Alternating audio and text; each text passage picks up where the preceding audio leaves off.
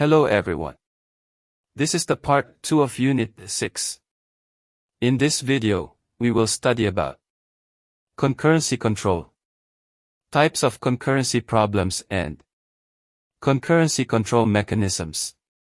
Concurrency control. Concurrency control techniques ensures that multiple transactions are executed simultaneously while maintaining the ACID properties transactions.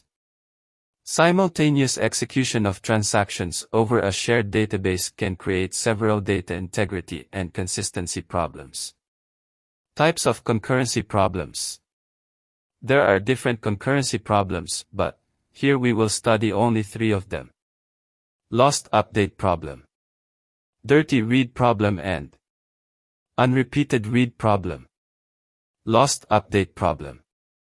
A lost update problem occurs due to the update of the same record by 2 different transactions at the same time.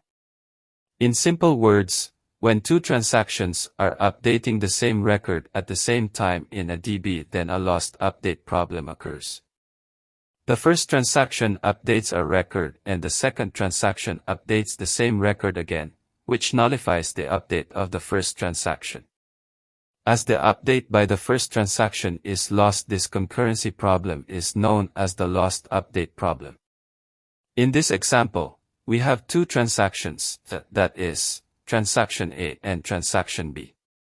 Initial value of X is 100. Transaction A reads the value of X and it modifies the value of X to 115 by adding 15 on initial value, and in transaction B, it reads the initial value of X, that is 100. And it modifies the value of X to 75 by subtracting 25 on initial value. Then, transaction B updates the value of X as 75. Also, transaction A updates the values of X as 115. Here, transaction A didn't update the values of X, as it modifies first. So that, transaction B uses the value of X as 100. The update made by transaction A is lost. This is the example of lost update problem. Dirty read problem.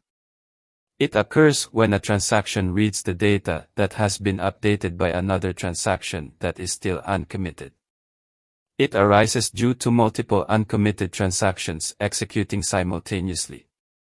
For example, let us consider 2 transactions A and B which performs read and write operations on a data DT in the database DB. The current value of DT is 1000. Transaction A reads the value of data DT as 1000 and modifies it to 1500, which gets stored in the temporary buffer. And the transaction B reads the data DT as 1500 and commits it, and the value of DT permanently gets changed to 1500 in the database DB. Then some server errors occur in transaction A and it wants to get rollback to its initial value, that is, 1000, and then the dirty read problem occurs. This is the example of dirty read problem. Unrepeated read problem. It occurs when 2 or more different values of the same data are read during the read operations in the same transaction. For example, let us consider 2 transactions A and B performing read and write operations on a data DT in the database DB. The current value of DT is 1000. Transaction A and B initially read the value of DT as 1000. Transaction A modifies the value of DT from 1000 to 1500, and then again, transaction B reads the value and finds it to be 1500.